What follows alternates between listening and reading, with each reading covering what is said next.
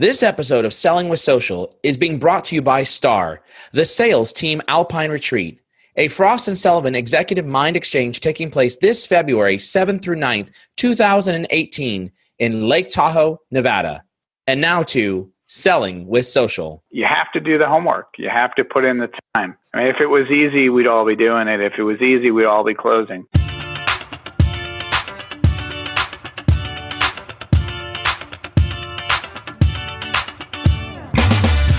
Hey y'all, welcome to Selling with Social, the podcast that helps marketers increase marketing qualified leads, sales reps to shatter sales results, and sales leaders to grow as leaders. Each show, we interview sales, marketing, and social media practitioners, leaders, and influencers to help you connect, close more deals, build stronger relationships with clients, and improve your sales productivity. I'm Mario Martinez Jr. You're now listening to Selling with Social.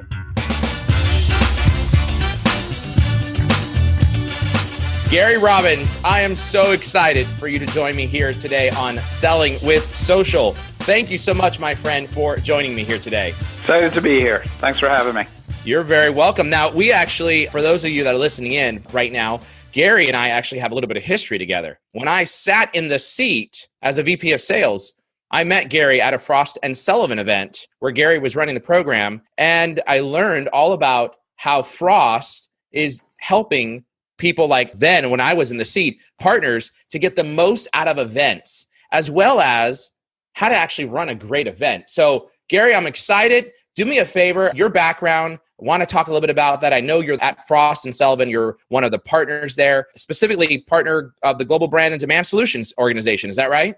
That is correct. So a little bit of my background. So I've been with the company for 20 years. I run our Global Brand and Demand Solutions practice. Basically what I do for companies is help bring buyers and sellers together. We do it lots of different ways. One of the ways in which we do it is we run about a dozen events a year, supporting both participants, practitioners, facilitating the speakers, organizing the event as a whole, and then also inviting sponsors to participate as well. Yeah. Now, correct me if I'm wrong. You're a long timer there, if I'm not mistaken, right? 20 years. 20 years. I could be called the dinosaur. A dinosaur. Fantastic. So I'm going to go off on a whim here, my friend. Given the fact that you have been running events and helping buyers and sellers really come together in an integrated approach, I'm going to go off on a whim here that you're one of our resident experts that we can turn to learn a little bit about how salespeople can leverage events. Is that fair enough?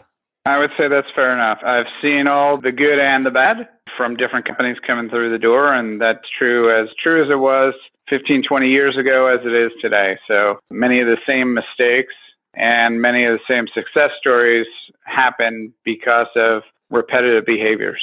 Yeah, I got you. Well, we're going to get into that. This is going to be a great podcast because, obviously when we're talking about digital and social, many people think that these other methodologies by which to engage and build relationships are dead, but they're not at all. And we're going to talk a little bit about that, about how salespeople can leverage events to be able to build and accelerate relationships here today. But before we get into this topic, Gary, do me a favor. I want to know something about you. One thing that nobody would know by looking at any of your social profiles. One thing.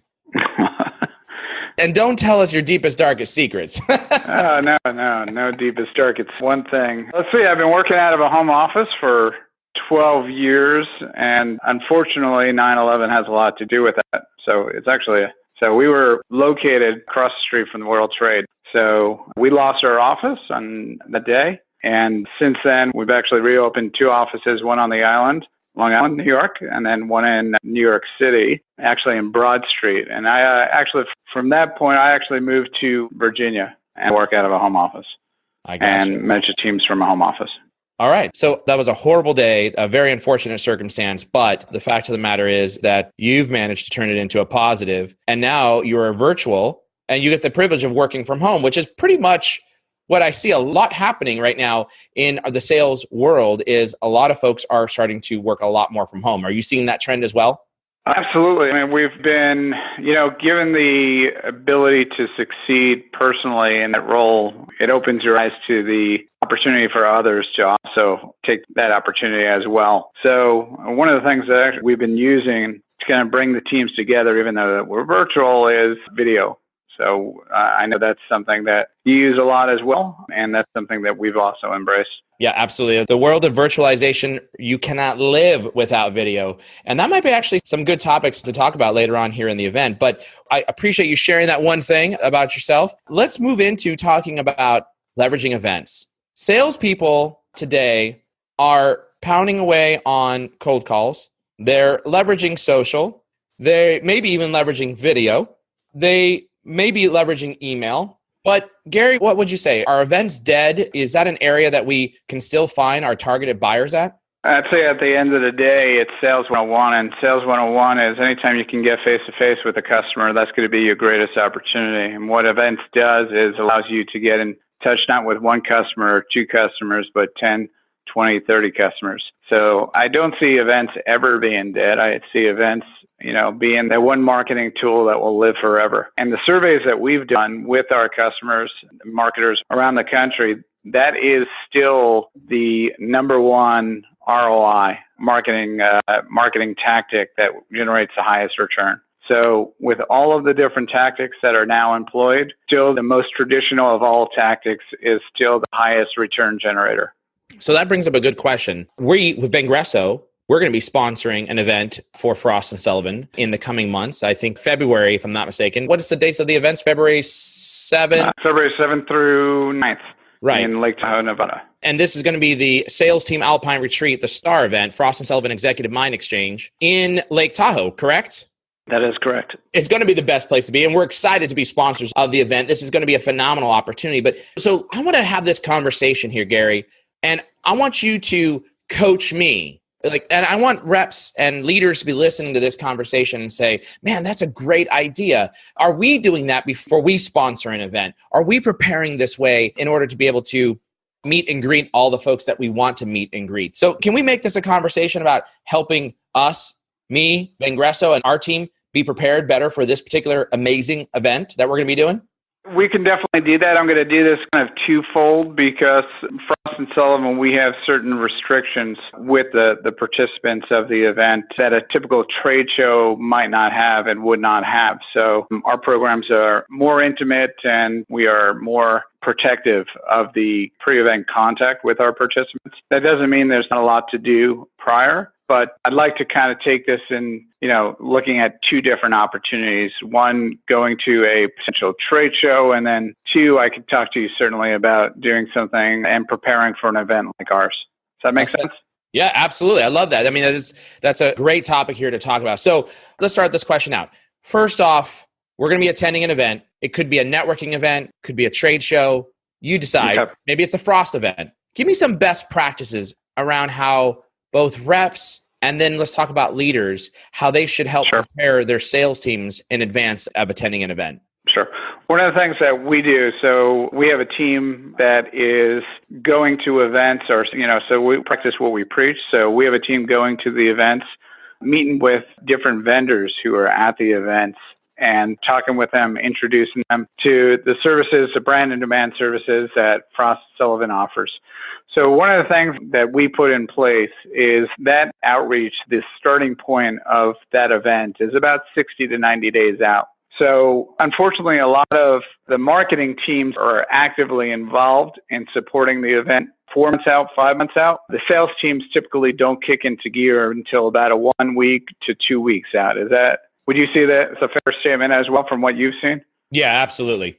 Okay. So the challenge with that is that so much opportunity is already lost and it turns into a fire drill. And any kind of fire drill, no matter what it is never a good thing. So starting out 2 months, 3 months out, what you have an opportunity to do is you have an opportunity to actually start to identify who's coming to the event. And there's a lot of different ways in which you can actually identify who's coming to the event. You can go to the website, you can look at the speakers, you can download an app. So the event may have an app. People are starting to log into the app. So if you're participating in that event, you can log into that. You can gain access to those attendees as well. You can go onto LinkedIn. A lot of companies, a lot of individuals are noting their participation in the event on a LinkedIn site, potential LinkedIn group. You can look at last year's list.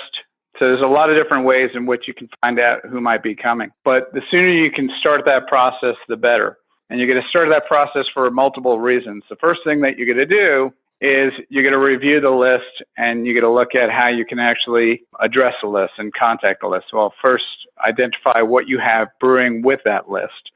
So your organization, whichever organization you represent, I'm sure it's not just one person, but there are multiple salespeople contacting, multiple accounts. So you have an opportunity to see what's cooking, what's brewing with the different accounts before identifying who it is and which contacts that you want to reach out to. The second stage is the outreach. So how much better is that event if you already have contacts and conversations going forward?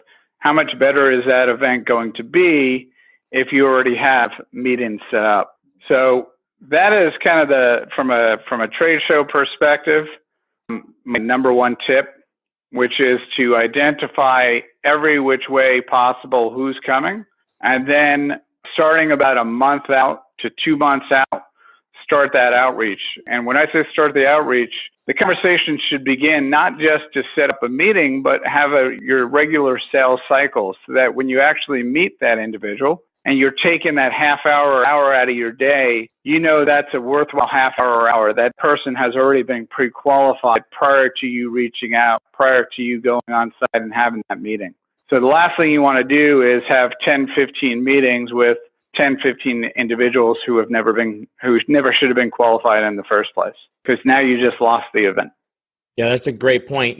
There's also another trick that we teach, Gary, in our digital sales training programs. And with the introduction of the use of searching hashtags now on both Twitter and LinkedIn and through Facebook, you could actually see who's tweeting, who's posting on LinkedIn or Facebook using the conference hashtag well in advance of the actual conference. Because a lot of folks are That's a great tip.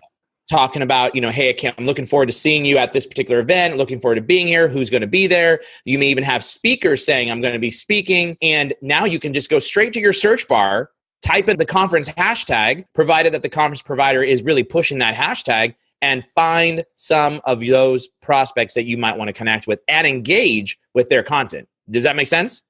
That makes a lot of sense.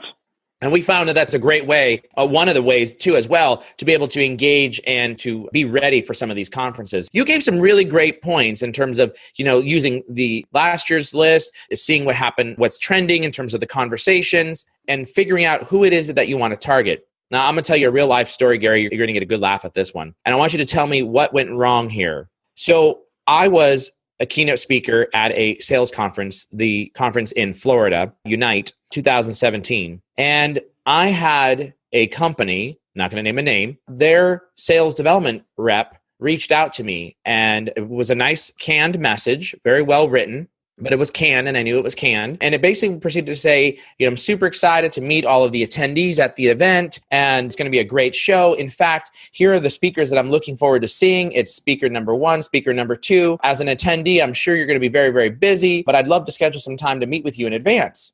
So I proceeded to write back, well, that's cool that you're looking forward to seeing so-and-so and such speak. Unfortunately, I'm not an attendee. I'm actually the keynote speaker for the opening segment of the show on day 1. So they didn't actually mention that they're excited to see you speak. Exactly right. Exactly right. They did not mention they were excited to see me speak, and thinking that, maybe I would potentially be a buyer for them, which, I'm also the CEO of Vengreso. So it's entirely possible that we could have been a buyer for this particular toolkit. He didn't put one and one together, like line up the speaker list to who I'm looking forward to speaking to, who I'm reaching out to say, hey, do any of these align? Now, did he do the right thing or did he do the wrong thing? I would say he did a combination of the right thing and the wrong thing. Okay, so all right. By Tell me not about personalizing it, that was the wrong thing. Fair. And the right thing?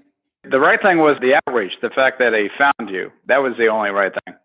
I get it. Yeah, absolutely. No, I cannot disagree with you. And you know what the best part about it was? I will tell you that the representative was actually there at the conference. I didn't realize who I was talking to. We were literally standing next to each other talking, and his manager was there. And after about 10 minutes worth of talking, she finally hit him on the shoulder and she said to me, you know, this is the guy that sent you this message. And I looked at him and I was like, oh, you were the one. And I said to him, I said, why didn't you respond back to me? Because I wrote back to him, you know, the message I said, and I said, hey, by the way, in my closing, I said, personalize your messaging to people that you're extending outreach to. And I asked him, I said, why didn't you respond back to me? He said, well, because I really messed up, right? And I said, but that would have been a perfect opportunity to say, I'm super sorry. By the way, can we meet, right? So when we're creating outreach pre-event, if we know that someone's going to an event, what are some best practices that we should be thinking about in terms of how to reach out to them, things that we should say? Should we schedule meetings while we're there at the conference or the event? Yeah, so, you know, one of the things I was saying before is it's really important to understand kind of what's brewing within the company before you get there. So if you have an attendee list or you have an identification of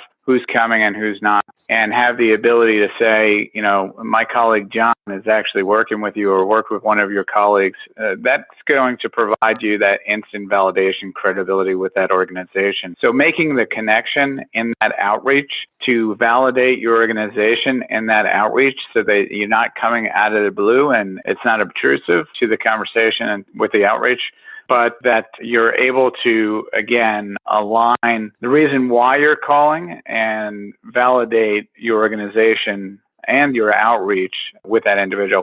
Now, from a personalization standpoint, if it is a speaker that you're reaching out to, you know, look at the session, right? And try and find something in that session, in that abstract that you identify with.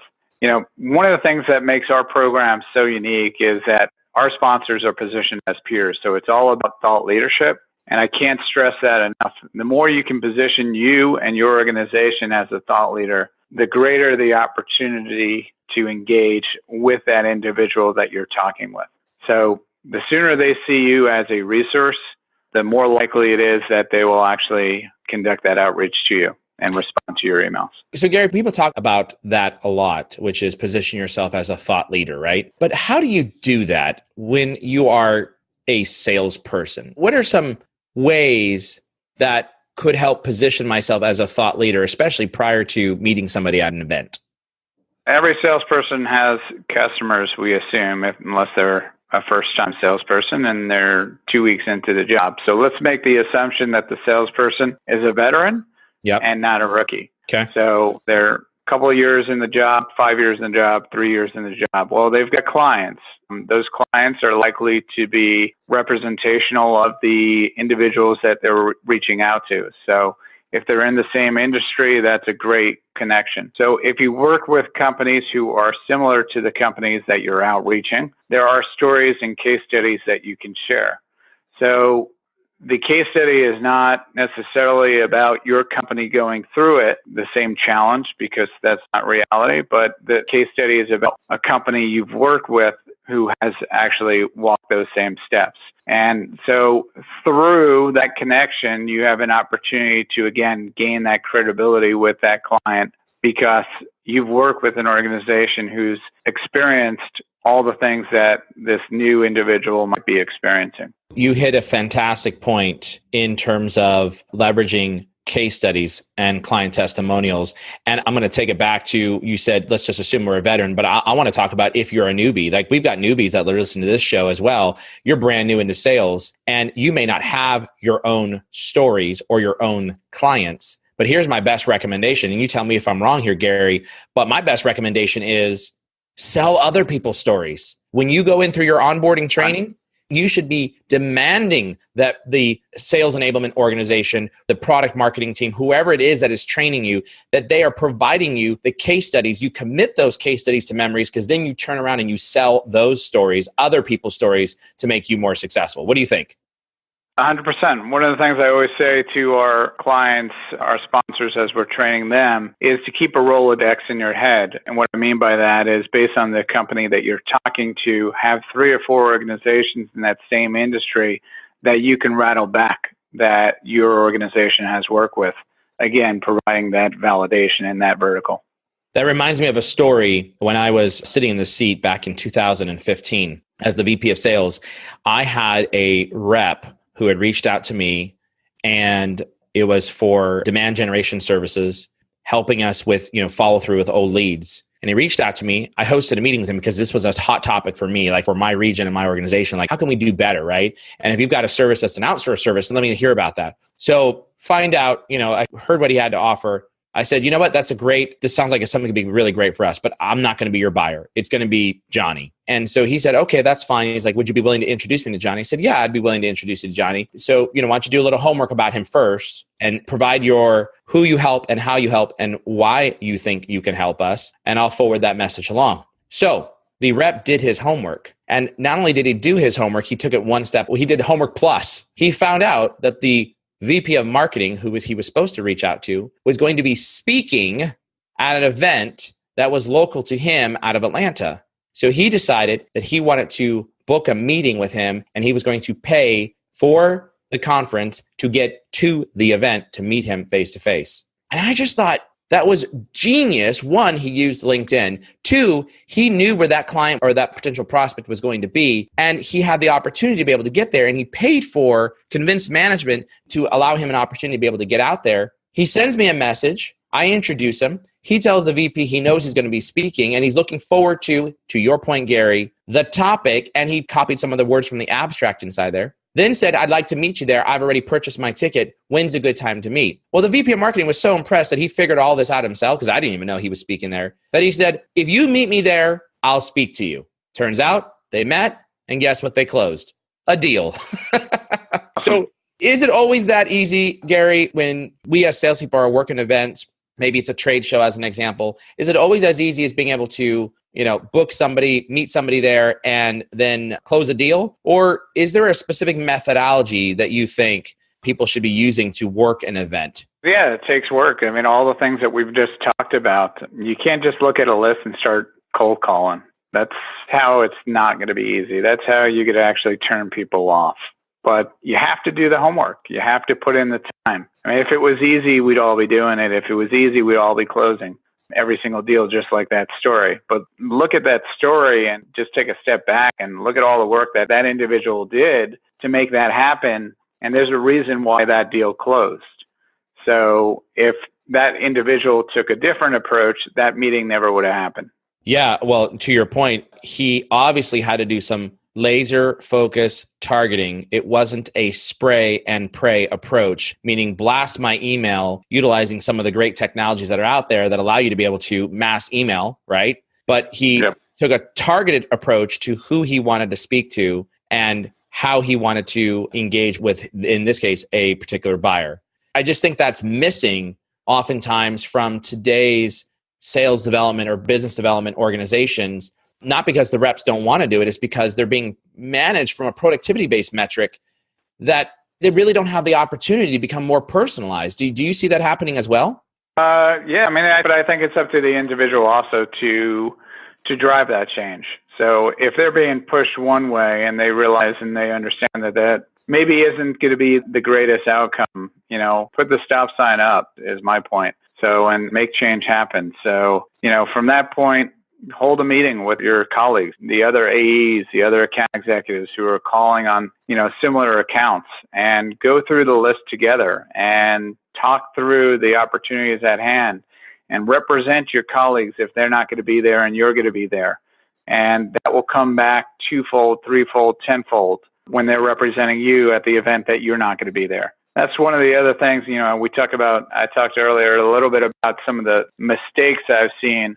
And unfortunately, some organizations are so siloed and so focused on individual accounts that the individuals they send, that's all they care about.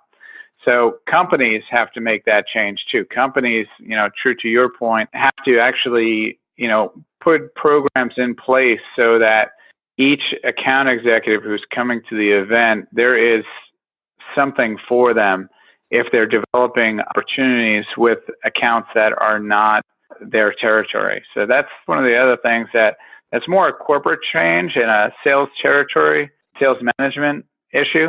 And it's an important issue. I see it all the time. Yeah, that's a good one. I want to tease this topic out about, how AEs, when organizations send their salespeople, how they can work an event effectively while they're on the show floor. But before we do that, Gary, we need to take a 1-minute break to listen to this message from our program sponsor. We'll be right back. I'm excited to mention Vengreso's partnership with Frost & Sullivan on the launch of the Sales Team Alpine Retreat, STAR for short. Vengreso is proud to be a partner for the event, and I'll also be presenting a session on digital selling strategies and tactics. If you're not already familiar with Frost & Sullivan's STAR Executive Mind Exchange, you're missing an amazing opportunity to participate in what will be the most important sales leadership think tank ever. I encourage you to join us at STAR February 7th through the 9th, 2018 in Lake Tahoe, Nevada. As an event partner, we're super excited to extend a $250 savings to all Vengreso event attendees. For more information, please visit frost.com/Vengreso. That's frost.com/Vengreso. Vengreso.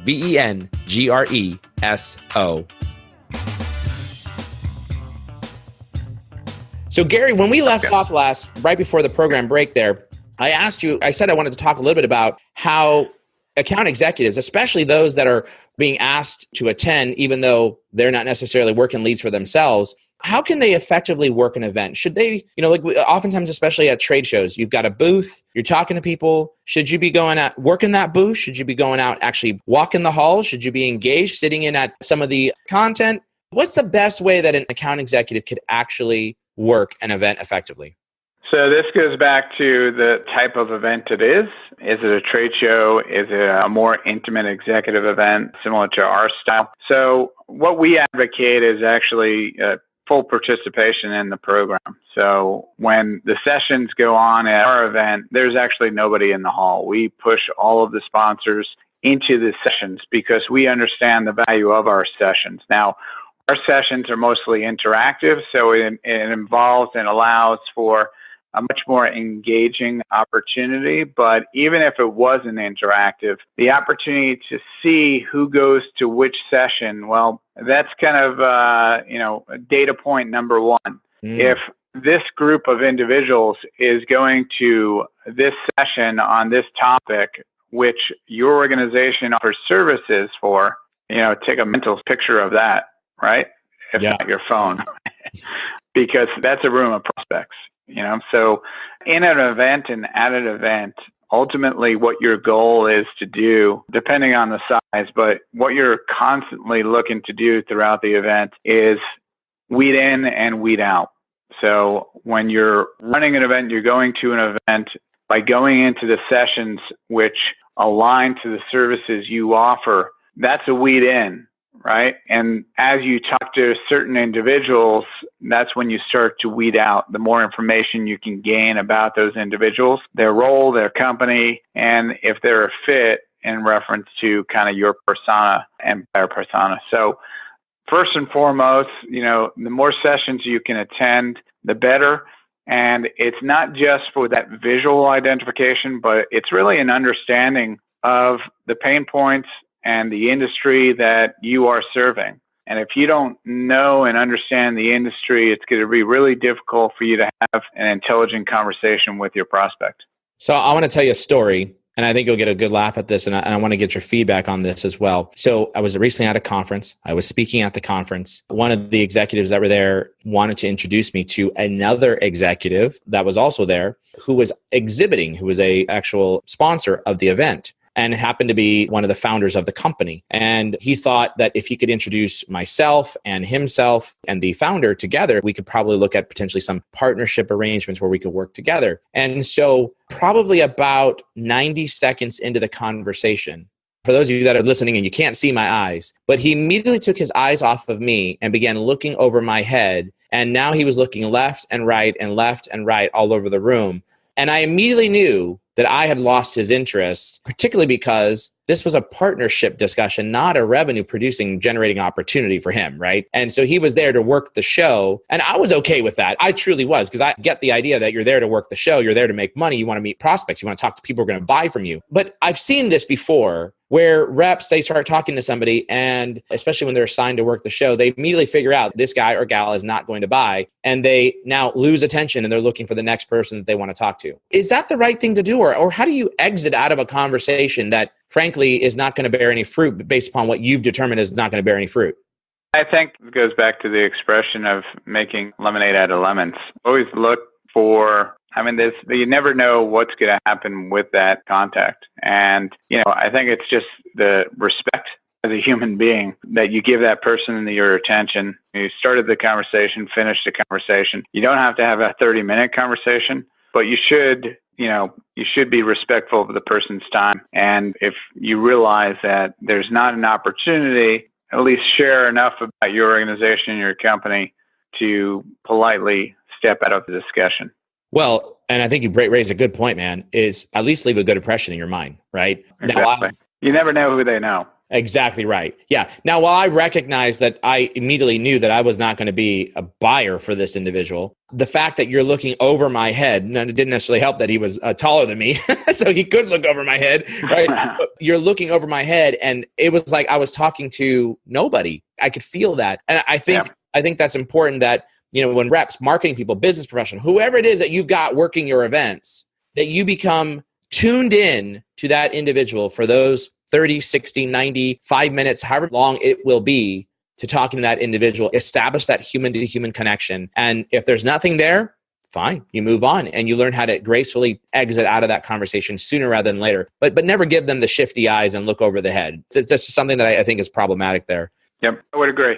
The other one, I just was out to dinner last night with one of our clients, and he is the head of sales strategy for a Fortune 200 company. And he was telling me a story. He was telling me a story that he went to an event, and a rep who from a particular company had been trying to reach him for months. And he ended up hosting a conference call with him. It was a video conference call. He ended up receiving a bunch of videos from this one for video messages. And he tells his story. He says, I said to them, I'm not really sure, let's follow up. Well, he had been trying to follow up. Turns out he showed up to a conference.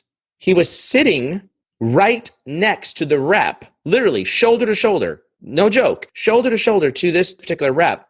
And they were inside of a session, and he was there for about 40 minutes, sitting right next to him, rubbing shoulder to shoulder. And the rep was on his laptop, typing away, doing email during the middle of the session. So he ended up following up with this VP saying, hey, I never heard back from you. And the VP wrote back to him, weren't you at the event at such and such? And he was like, yeah, I was there. He was like, so was I.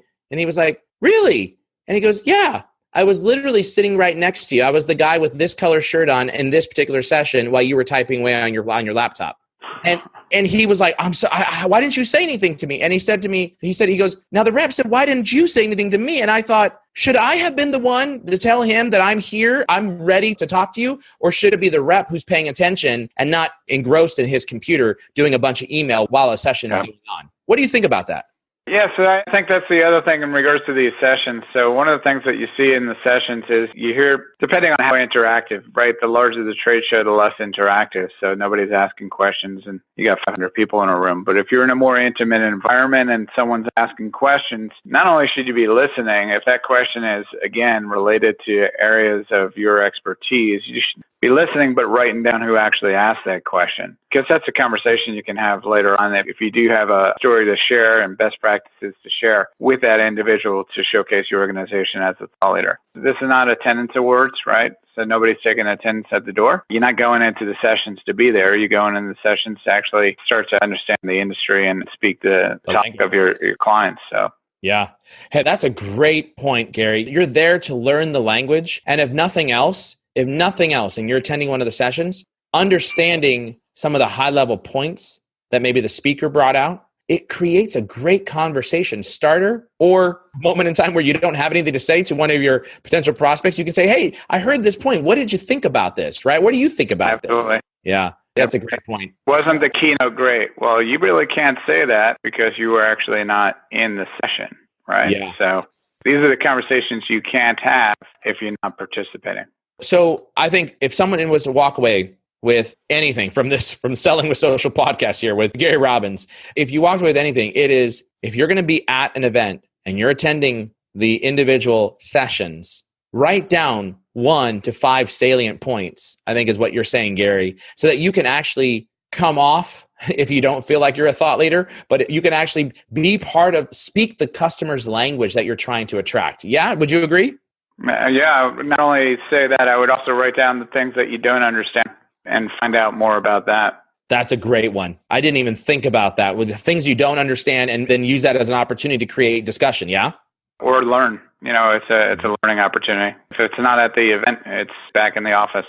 That's a fantastic piece of advice. You guys do something very interesting, and we're going to come up here on time here, but this is the last thing I want to talk about. You guys have this thing, I'm going to call it the speed dating round or speed dating, but it's not really speed dating. Do you spend, was it 2 minutes or 3 minutes? 2 minutes. 2 minutes. And you take a lot of the sellers through a program that is how to construct is it elevator pitch in 30 seconds, is it? Yep. In 30 seconds. Look, I can't even do it in 30 seconds.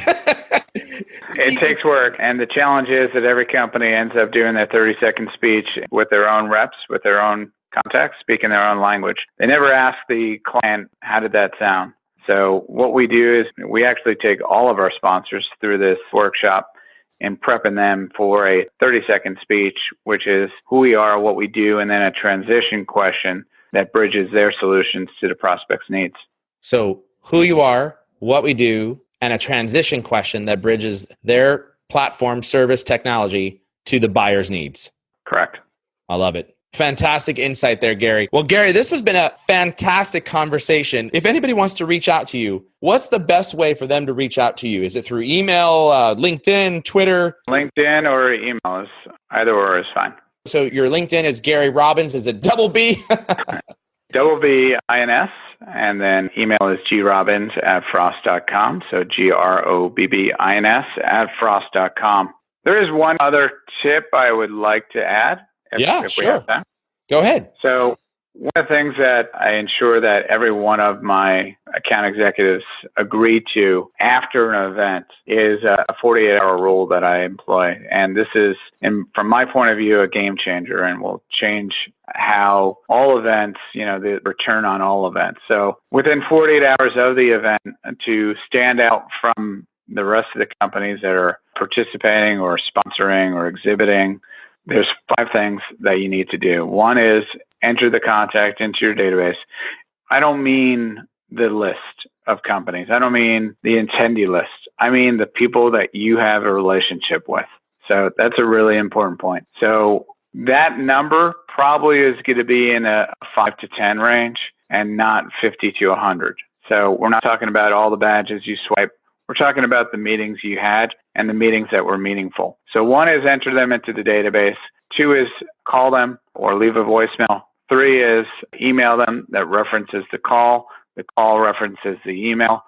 4 is a calendar invite, which you've already agreed to on site because you can't leave an event without the meeting already in place. And then 5, link in so they know what you look like to remind them of that meeting that you had on site. So these are things that you need to do literally within 48 hours of the event closing. I can't tell you how many times I've gotten an email 6 months after an event saying how great it was to meet me.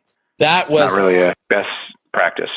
That was absolutely fantastic piece of advice. And we're going to make sure we outline that in the show notes because I loved what you just laid out. In fact, you're making me feel bad, Gary, because I was at an event the week before last week, and I've got a quote, hot lead that I spoke to personally that asked me to follow up. And I did that twice through email only and once through LinkedIn. And there's where I stopped at. And it's literally sitting here on my desk. And your 5 tips right there, well, frankly, I've got the mobile number and I've got the phone number. Why on earth did I not pick up the phone and call the guy at least? And at least send him a text to reference him that I sent an email, check your spam filter, right? Yep, absolutely. And the first tip, actually, before all of this happens, before you leave the event, you have to set that meeting up. So everyone's got their calendars, everyone's got their phones. And if you can get a roundabout date, meaning Tuesday afternoon or 2 weeks from now in the morning, then do that and work off of that. But, to wait until you get back in the office where that individual has 4 days of emails sitting on his desk or her desk and fires burning left and right, you are the last priority. That's a great point. So for all of you who are listening in right now, you've just learned how to work an event pre, during, and post from the man, the expert himself, Gary Robbins, partner at Frost & Sullivan. And make sure, if you are a leader listening in right now, that you take the time to take a look at the starmindexchange.com. That'll be referenced here in the notes as well. That event is going to be fantastic. It's going to be February 7th through 9th, 2018 in Lake Tahoe at the Hyatt Regency Resort, Spa, and Casino. Vengreso will be there. Frost will be there, and many other folks will be there as well. This is going to be a fantastic opportunity for sales leaders to be able to grow, develop, and be better at selling. So, Gary, thank you so much for joining me on Selling with Social, my friend. One last question for you, and that is your all-time favorite movie. What is it? It's a good question. I'll just say Caddyshack.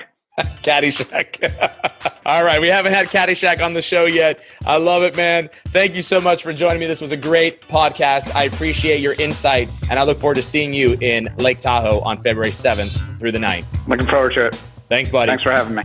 You're welcome. Thanks so much for joining me on that episode of Selling with Social. I hope you found as much value in that episode as I did. Here's what I want you to do next. Please go to www.vengreso.com. That's VENGRESO.com. VENGRESO.com. And make sure that you get access to our content. We've got the latest and greatest in digital sales, sales training, content marketing, and social selling strategies that are going to help you grow your sales pipeline. I look forward to having you on the next show of Selling with Social. Make sure you also go to vengreso.com/podcast to be able to get access to the latest and greatest Selling with Social episodes, along with any of the other episodes that we've got from Social Business Engines with my friend and partner, Bernie Borges, along with Conversations with Phil with my friend and partner, Phil Gerbishak. Thanks again for joining on Selling with Social.